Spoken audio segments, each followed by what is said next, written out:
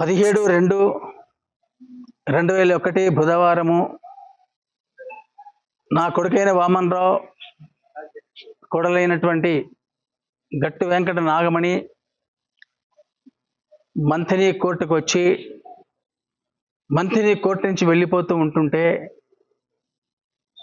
మంథని పెద్దపల్లి ప్రధాన రహదారి పైన రామగిరి మండల్ కలచల సమీపంలో అతి క్రూరంగా హత్యగా ఇవ్వబడినారు ఇద్దరు. దానిలో కుంట సీను, చిరంజీవి, బిట్టు సీను, ఊదర లచ్చయ్య, అక్కపాక కుమారు, ప్రభుత్వ ఉద్యోగిగా ఉండి రిటైర్డ్ అయినటువంటి డి వసంతరావు ఇంకొక ఇద్దరు. వీళ్ళందరూ కూడా ప్రత్యక్ష నిందితులు. ఈ ప్రత్యక్ష నిందితుల చేత హత్య గావింపు చేసినటువంటి పుట్టమధు భార్య, వాని అనుయాయులు, ఉదరి సత్యనారాయణ ఎవరి ద్వారా పిలిపించారు, ఎవరి ద్వారా చేశారు, దీనిలో పెద్ద పెద్ద తలకాయలు ఉన్నాయి. హత్య చేసిన తర్వాత దరఖాస్తు కూడా నా చేత రాయించకుండా నా కూతురు చేత సంతకం తీయించుకున్నారు ఆనాటి పోలీసు యంత్రాంగం. నేను మిగిలిన పుట్టమధు పేరు చెప్తే కూడా పుట్టమధు పేరును వాళ్ళని రాయనీయలేదు. ఎవరి పేరు రాయనీయకుండా మా ఎంక్వైరీ అని చెప్పి ఎస్ఐ ఆనాటి మహేందర్ గారు కాస్త ఇబ్బందులకు గురి చేశారు.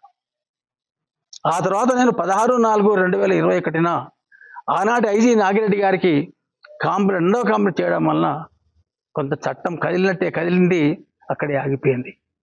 అది ఆగిపోయినా కానీ నా వ్యవస్థను, నా వ్యవహారాన్ని ఆపకుండా న్యాయ వ్యవస్థలో, రాజకీయ వ్యవస్థలో కొట్లాడుతూ ఉన్నాను. కానీ అప్పుడు రాజకీయ వ్యవస్థలో ఆ రోజు ఉన్నటువంటి ప్రభుత్వము నాకు న్యాయం చేయలేకపోయింది, న్యాయం చేయలేదు కూడా.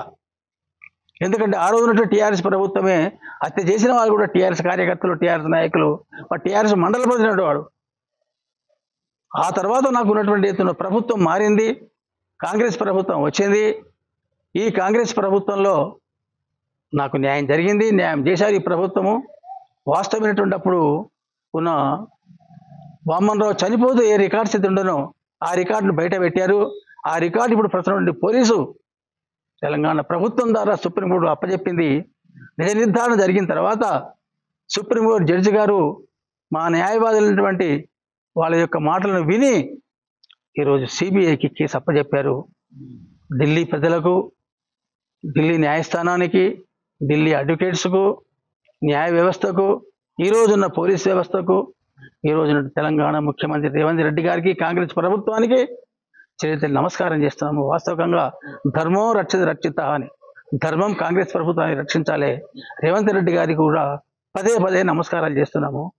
మాకు తప్పకుండా సిబిఐ ద్వారా న్యాయం జరుగుతుంది, అసలు నిధులు బయటికి వస్తారు. అప్పుడు వామనరావు ఆత్మకు శాంతి చేకూరుతుంది, మాకు కూడా శాంతి చేకూరుతుంది.